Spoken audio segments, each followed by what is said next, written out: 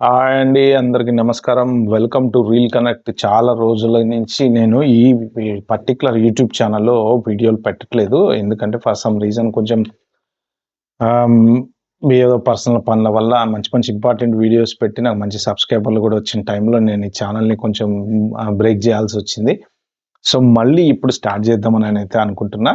So, దయచేసి నా ఛానల్‌కి ఎవరైనా ఫస్ట్ టైమ్ వచ్చుంటే సబ్స్క్రైబ్ చేసుకోండి. అలాగే నా వీడియోలు నచ్చితే మాత్రం లైక్ చేయండి, షేర్ చేయండి. నిజంగా వీడియోలు మీకు వర్త్ అనిపిస్తే మాత్రం ఎవరికైనా షేర్ చేయండి. ఎందుకంటే ఇక నుంచి నేను దీంట్లో మంచి మంచి ఇంపార్టెంట్ వీడియోలు పెడదాం అనుకుంటున్నా. సినిమాల్లో ఎలా అవకాశాలు పొందాలి? ఎవరిని అప్రోచ్ అవ్వాలి? వీలైతే నాకు తెలిసి కొన్ని కాంటాక్ట్ నంబర్స్ ఉన్నాయి. అవి కూడా మీకు కామెంట్‌లలో మెన్షన్ చేస్తా. సో, నిజంగా మీకు ఇది ఇంపార్టెంట్ అనుకుంటే మాత్రం ఓ నలుగురికి ఫార్వర్డ్ అయితే చేయండి. నెక్స్ట్ ఇప్పుడు లేటెస్ట్ ట్రెండింగ్ టాపిక్ ఏంటంటే ఐబొమ్మ రవి. ఐబొమ్మ రవిని అరెస్ట్ చేశారు.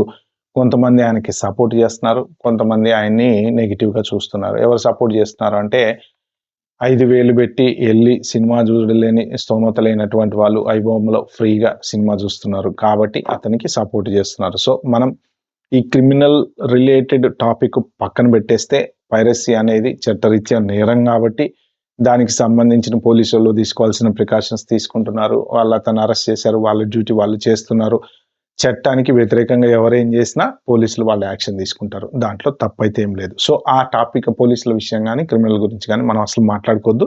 మనం మాట్లాడుకునే సంబంధం లేదు. మనం ఇప్పుడు ఏం మాట్లాడుకుందాం అంటే టెక్నికల్‌గా కొన్ని కొన్ని ఇంపార్టెంట్ విషయాలు. అసలు ఇలాంటివి వెబ్‌సైట్‌లలో వాటిలల్లో సినిమాలు చూడడం వల్ల ఉండేటువంటి నష్టాలు గాని, లాభాలు గాని, లేకపోతే దీనివల్ల డబ్బులు మిగులుతున్నాయని కొంతమంది అనుకుంటారు. జీవితాలు నాశనం అయితున్నాయని ఇంకొంతమంది అంటారు. సో, ఆ టాపిక్ గురించి మాట్లాడుకుందాం. అట్ ద సేమ్ టైమ్ ఏంటంటే, కొంతమందికి ఇది చాలా హెల్ప్‌ఫుల్ అవుతది. ఏంటి అంటే, ఇప్పుడు ఒక ఫ్యామిలీ గనక ఎళ్లి మల్టీప్లెక్స్‌లో సినిమా చూడాలి అంటే, కనీసం రూ. 5,000 ఖర్చవుతుంది. సినిమా కన్నా ఎక్కువ పాప్‌కార్న్‌కే ఖర్చవుతుంది. అక్కడికెళ్ళిన తర్వాత నలుగురు పాప్‌కార్న్ తింటుంటే మన పిల్లలు తినకుండా ఉండలేరు. సో, అక్కడికెళ్ళేటప్పుడు నైస్ డ్రెస్ ఏసుకొని పోవాలి. కొంత ఏంటంటే, ఇప్పుడు మూసాపేటలోకెళ్ళి ఒక థియేటర్‌లోకెళ్ళి కూర్చొని 'లక్ష్మీ కళ శశికళలో' సినిమా చూస్తే ఉండేది డిఫరెంట్‌గా ఉంటది. మంజీరా మాల్‌లోకెళ్ళి పైన కొంచెం స్టైల్‌గా లోపటికెళ్ళి సినిమా చూడటం అనేది డిఫరెంట్‌గా ఉంటది. అక్కడ పెట్టేటువంటి ఖర్చు అక్కడ, ఇక్కడ పెట్టేటువంటి ఖర్చు ఇక్కడ. ఓకే. అక్కడ పోతే ఏంటంటే ఆబ్వియస్‌లీ సినిమాకెళ్తాం. పైన ఫుడ్ కోర్ట్ ఉంటది. ఒక 1000, 2000 ఫుడ్ తింటాం. తర్వాత ఒక రూ. 1000 పాప్‌కార్న్‌కి ఎగిరిపోతాయి. ఒక 1500, 2000 సినిమా టికెట్లకి ఎగిరిపోతాయి. కాబట్టి ఏంటంటే జనాలేంటంటే ఖర్చు పెరిగిపోతుందన్న ఉద్దేశ్యంతోటి అసలు బయట థియేటర్‌లలో సినిమాలు చూడడమే మానేసారు. ఒకప్పుడు సినిమా 100 రోజులు, 200 రోజులు, 300 రోజులు, సంవత్సరాలు ఆడేవి. ఇప్పుడు చివరికి 2 రోజులకి వచ్చేసిందనమాట. 2 రోజులు సినిమా ఆడితే గొప్ప అనే పరిస్థితికొచ్చింది. ఎందుకు అంటే ఖర్చులు. చిన్న చిన్న థియేటర్‌లలో కొన్ని చోట్ల ఆడుతూనే ఉంటాయి. దాంతో పాటు ఏంటంటే బోలెడన్ని ఓటీటీలు వచ్చినాయి కాబట్టి జనాలు ఎక్కువ టైమ్ స్పెండ్ చేయట్లేదు. సో, ఇంకా ఇప్పుడు ఈ ఐబొమ్మని పక్కన పెడదాం. మనం ఐబొమ్మ టాపిక్ వద్దు మనకి. అలాంటి వాటి వలన ఏంటి అంటే ఫ్రీగా మనం సినిమా చూస్తున్నాం. ఫైన్. No problem. కానీ వాటికి డబ్బులెలా వస్తాయి? మీరు ఫ్రీగా సినిమా జూస్తే, మీరు థియేటర్‌కెళ్తే ఫ్రీగా ఇయ్యరుగా. పాప్‌కార్న్ కొంటాం, సినిమా టికెట్ కొంటాం, లేపోతే పార్కింగ్ టికెట్ కొంటాం, అన్నీ కొంటాం. మరి వీడు ఫ్రీగా మీకెందుకిస్తున్నాడు అంటే, అక్కడ వాళ్ళు అడ్వర్‌టైజ్‌మెంట్స్ అనేవి యేస్తారనమాట. యూట్యూబ్‌లో మీరిప్పుడు నేను బెట్టే వీడియో ఫ్రీగానే చూస్తారు గదా! మీరేం డబ్బులు ఖర్చు పెట్టరు. ప్రీమియం ఉంది. కొంటే కొనుక్కుంటారు, కొంటే కొనుక్కోరు. కానీ యూట్యూబ్ వాడికి లాభం ఏంటి అంటే, గూగుల్ గదా! యూట్యూబ్‌ది. గూగులు దీంట్లో యాడ్‌లేస్తారు. ఆ యాడ్‌ల మీద కంపెనీ వీళ్ళకి డబ్బులిస్తది. ఆ డబ్బుల్లోంచి ఒక పదో, పరకో ఈ వీడియో చేసిన వాళ్ళకిస్తారు. మిగిలిన డబ్బులన్నీ వాడికెళ్తాయి. అంటే మీరు వరల్డ్ వైడ్ ఉన్నటువంటి యూట్యూబ్ మొత్తంలో ఎన్ని యాడ్స్ ఒస్తాయి? ఎంత డబ్బులు సంపాదన వాళ్ళకొస్తది? ఎంత కాంట్రిబ్యూట్ వీళ్ళకి మన వీడియోలు పెట్టే వాళ్ళకిస్తారు? వాళ్ళెంత సంపాదిస్తారో ఆలోచిస్తే అది ఒక పెద్ద బిలియన్ డాలర్ ఇండస్ట్రీ. ఏది? అడ్వర్టైజ్‌మెంట్ అనేది. సేమ్ టు సేమ్ ఇక్కడ ఇలాంటి వెబ్‌సైట్‌లలో గూడా వాడు మీకు ఫ్రీగా సినిమా చూపిస్తున్న టైంలో ఇది నొక్కితే ముందుకెళ్తావు అని జెప్పి ఒకటంటాడు. అది నొక్కితే ఏమవుద్ది? ఒక యాప్ ఇన్‌స్టాల్ అవుద్ది. ఆ యాప్ ఫోన్‌లో ఇన్‌స్టాల్ అవుద్ది. దాని ఎనక మీ ఫోన్ అంతా వాడి కంట్రోల్‌లో ఉంటది. మీరు ఫోన్‌లో జూసినా ఫోన్‌లో కంట్రోల్‌లో ఉంటది. ల్యాప్‌టాప్ జూసినా యాడ్‌లొస్తానే ఉంటాయి. ఆల్‌మోస్ట్ ఏదో నొక్కుతారు. ఆ యాడ్ నొక్కుతారు, ఈ యాడ్ నొక్కుతారు. అక్కడ వాడు యాడ్‌లేసుకుంటా అంటాడు. సో, అది ఏ బెట్టింగ్ రిలేటెడ్ యాపో, ఇంకో యాపో ఏదన్నా అవ్వచ్చనమాట. అంటే ఆ అడ్వర్టైజ్‌మెంట్‌ల వాళ్ళు వీళ్ళకి డబ్బులిస్తారనమాట. వీళ్ళకుండేటువంటి సబ్‌స్క్రైబర్‌లు 50,000 మందా, 50,00,000 మందా, 60,00,000 మందా, 1,00,00,000 మందా whatever it is the data ఏదైతే ఉంటదో, దాంట్లోంచి మీరు ఆ వెబ్‌సైట్, ఈ వెబ్‌సైట్ ఓపెన్ చేయటము, ఆ యాప్, ఈ యాప్ డౌన్‌లోడ్ చేసుకోవటము, ఇవన్నీ లింకులు ఉంటాయి చూసారా? వీటి ద్వారా వాళ్ళకి డబ్బులు బాగొస్తాయి. సో, ఇలాంటి వాటిలోంచి కొన్ని బ్యాడ్‌కు సంబంధించినటువంటి ఏదో బెట్టింగ్ యాప్‌లని అవ్వని, ఇవ్వని ఏవో ఉంటుంటాయి కదా! అలాంటి వాటికి అలవాటు పడిన వాళ్ళేంటంటే, ఒక్కసారి వాళ్ళ ఫోన్‌లో ఇన్‌స్టాల్ చేసుకొని దానికి అలవాటు పడితే వాడు అటువైపు వెళ్ళిపోతా ఉంటాడు. సో, అది ఒక రకంగా వాళ్ళు నాశనం అయిపోతా ఉంటారు అలాగా.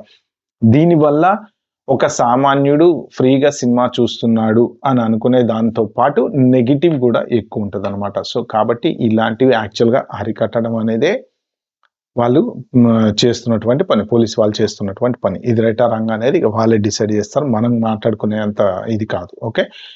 సో, ఎవరైనా సరే ఇలాంటి వాటిలో ఫ్రీగా సినిమా చూస్తే సింపుల్‌గా సినిమా చూసి వదులుతారా అంటే ఏదో ఒక యాడ్ వస్తది. ఏదో క్లిక్ కొట్టు, కొట్టు, కొట్టు అన్నట్టు టక్కన కొడతాం మనం. కొట్టినప్పుడు ఏమైద్ది ల్యాప్‌టాప్‌లోకెళ్తది. ల్యాప్‌టాప్‌లో మీ డేటా వాడి దగ్గరికెళ్ళిపోతది. లేపోతే ప ఏవో రకరకాల ఇంపార్టెంట్ పర్సనల్ ఇన్ఫర్మేషన్ అంతా వాళ్ళ దగ్గరికెళ్ళిపోతది. ఫోన్‌లో పర్సనల్ ఇన్ఫర్మేషన్ వాళ్ళ దగ్గరికెళ్ళిపోతది. అంటే సెక్యూరిటీ అనేది చాలా తక్కువ. వల్నరబిలిటీ అనేది ఉంటది. బట్ ఇప్పుడు మీరు యూట్యూబ్ చూస్తున్నారు ఫర్ సపోజ్. యూట్యూబ్ ఆల్‌మోస్ట్ ఇప్పుడు గూగులోడు మోర్ ఆర్ లెస్ మీ పర్సనల్ డేటా ఎంత తీసుకున్నా గానీ యూట్యూబ్‌లో వచ్చేటువంటి అడ్వర్టైజ్‌మెంట్ మీకేంటి? ఆ అడ్వర్టైజ్‌మెంట్ వరకే చూస్తారక్కడ. తర్వాత మళ్ళీ మన వీడియో ప్లే అవుతా ఉంటది. వద్దు అనుకుంటే స్కిప్ చేసుకుంటారు. కానీ ఈ లింక్ నొక్కండి, ఆ లింక్ నొక్కండి అని అవి అలాంటివి ఎక్కువ రావు. ఒకవేళ వచ్చినా ఆ యాప్ ఏంటి జెన్యూన్ యాపో ఇట్లాంటివైతేనే ప్రమోట్ చేస్తారు గానీ యూట్యూబ్‌లలో వాటిలలో ఏంటంటే ఈ ఈ బ్యాడ్ రిలేటెడ్‌వి ఏమి ప్రమోట్ చేయరనమాట. సో, ఒక రకంగా కొంతవరకు అది సేఫ్ మనకి. అయితే ఇప్పుడు వీళ్ళు సర్వర్‌లు మెయింటైన్ చేస్తారంటే, ముందు కొన్ని సంవత్సరాల క్రితము ఒక మీడియాకి సంబంధించిన పర్సన్ ఉండేవాడనమాట. అతను కొన్ని రోజులు ఇంగ్లాండ్‌లో ఒక ఎంబసీలో లోపలే ఉన్నాడు బయటికి రాకుండా. సో, అతను గూడా ఇలాగనే కొన్ని సీక్రెట్స్ అన్నీ విజిల్ బ్లోవర్స్ అంటారు వీళ్ళని. విజిల్ బ్లోవర్స్ ఏంటంటే కొన్ని సీక్రెట్ లీక్ చేస్తే, ఆ సీక్రెట్‌లన్నీ కొన్ని సర్వర్‌లలో పెట్టి, అలా డబ్బున్న వాళ్ళ విషయాలన్నీ బయటకి లీక్ చేసాడనమాట. ఆ లీక్ చేసిన తర్వాత అది అతన్ని పట్టుకున్నారు. పట్టుకొని తీసుకెళ్ళి మా అది పట్టుకుందామని జైల్‌లో పెడదాం అనుకునే టైంకి అతను ఎళ్లి ఎంబసీలో ఉండటం అనేది జరిగింది. ఆ తర్వాత కొన్ని రోజుల తర్వాత అతను బయటకొచ్చాడు. సో, ఇప్పుడు వీళ్ళ డేటా అంతా ఎక్కడుంటుంది అంటే, అది ఏ కంట్రీలో అయినా ఉండొచ్చు. ఇండియాలోనే ఉండాలనేం లేదు. కరేబియన్ ఐలాండ్స్‌లో ఉండొచ్చు, లేపోతే ఆస్ట్రేలియాలో ఉండొచ్చు, లేతే ఇంకో చోట ఉండొచ్చు. ఒక సర్వర్ డౌన్ అయితే ఆటోమేటిక్‌గా ఇంకో సర్వర్ అప్ అవ్వచ్చు. ఇలాగా వీళ్ళ నెట్వర్క్ అనేది రకరకాల దేశాలలో ఉంటదనమాట. సో, ఈ పోలీస్ వాళ్ళ ఇన్వెస్టిగేషన్‌లో ఏంటంటే, వాళ్ళు కొంత ఎక్కడుంది, ఏంటి అవన్నీ ఎందుకంటే వాళ్ళకి గూడా టెక్నికల్ పీపుల్ అనే వాళ్ళు ఉంటారు గదా! ఆ టెక్నికల్ పీపుల్ ఉంటారు గాబట్టి, వాళ్ళ ద్వారా ఇవన్నీ ఎక్కడున్నాయి, ఏంటి ఛేదిచ్చి వీళ్ళని నెట్వర్క్‌ని ఎలా పట్టుకోవాలనేది వాళ్ళ టాలెంట్ ప్రకారం వాళ్ళు పట్టుకుంటారనమాట. బట్ ఏంటంటే, ఏ దేశంలో ఉన్నాయో ఆ దేశాల ప్రకారం చట్టము. జనరల్‌గా ఇప్పుడేంటంటే, యూట్యూబ్‌లో మనం ఏదన్నా ఒక షార్టో, రీలో, వీడియోనో ఏదో పెట్టినప్పుడు వేరే సినిమాలో ముక్క తీసుకొచ్చి పెట్టామనుకోండి, వాడెమ్మడే ఎవరైతే కంటెంట్ ఓనర్ ఉంటాడో, ఆ కంటెంట్ ఓనరు కాపీరైట్ ఏస్తాడనమాట. కాపీరైట్ ఏసి నాది నువ్వు వాడకూడదు. దీనికి నేనే ఓనర్‌ని అని. సో, అలాగా సినిమా ఎక్కడన్నా పెట్టినప్పుడు ఆ దేశ చట్టాల ప్రకారం ఈ కాపీ ఓనర్ గనక అది నాది తీసేయండి అంటే, ఆ దేశంలో వాళ్ళు వాళ్ళ చట్టాల ప్రకారం తీసేయొచ్చు, తీసేయకపోవచ్చు. అందుకని ఏంటంటే మోర్ ఆర్ లెస్ ఇలాంటి వాళ్ళు వీళ్ళంతా విదేశాలలో ఎక్కువ సర్వర్‌లను మెయింటైన్ చేస్తూ ఉంటారనమాట. సో, అక్కడేంటంటే ఇప్పుడు మన ఇండియా చట్టాలు, అక్కడ చట్టాలు, ఇక్కడ చట్టాలన్నీ డిఫరెంట్‌గా ఉంటాయి కాబట్టి, సో, వాళ్ళు ఫాలో అయ్యే దాన్ని బట్టి ఆ కంటెంట్‌ని అక్కడ మెయింటైన్ చేయటం వల్ల ఇక్కడి నుంచి కాపీరైట్ ఏసినా అక్కడ పోకపోయే ఛాన్సెస్ కూడా ఉన్నాయన్నమాట. సో, ఇది జనరల్‌గా టెక్నికల్ బ్యాక్‌గ్రౌండ్ దీనికి. సో, ఎవరైతే ఫ్రీగా సినిమా చూస్తున్నారో వాళ్ళు ఫ్రీ అనుకుంటున్నారు. కానీ అదర్ దాన్ దట్ దీని వెనకాల చాలా కథలనేవి ఉంటాయన్నమాట. సో, వీలైనంత వరకు ఇలాంటివి చూడకుండా ఉండటమే ఉత్తమం. Okay friends. ఇది ఈ వీడియోలో నేను చెప్దాం అనుకుంది. వీడియో మీకు నచ్చినట్టుంటే ప్లీజ్ అండి like, share, subscribe to my channel and next వీడియోలో నేను సినిమా అవకాశాలు ఎలా పొందాలి అనేది చెప్పబోతున్నాను. సో, తప్పకుండా ఆ వీడియో మాత్రం ఫాలో అవ్వండి. ఓకే. బాయ్.